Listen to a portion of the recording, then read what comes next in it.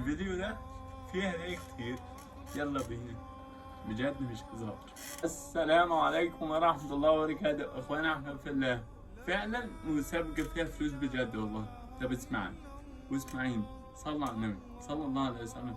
اللي يختم القرآن في الأربع أيام الباقيين اللي هو يوم الاثنين والثلاث والأربع والخميس، اللي يختم فيهم القرآن ليه 200 جنيه.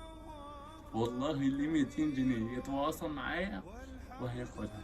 واللي يقرأ 20 جزء ليه 150 جنيه. واللي يقرأ 15 جزء ليه 100 جنيه. تمام؟ زي الفل. أنا يا شيخ لو قريت القرآن كله تديني 1000 جنيه؟ لا مبطل طعمك، مش الدرجة دي. 200 جنيه خلاص. خلاص يا شباب، خلاص يا بنات.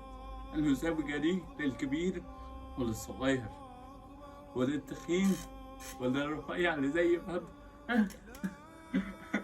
تمام.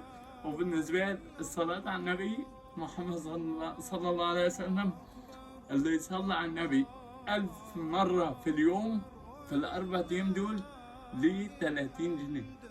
كل ما تصلي أكتر كل ما ثوابك في الفلوس يزيد.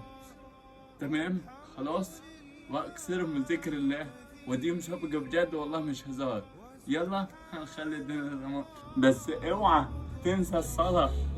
من شروط المسابقة المحافظة على الصلاة.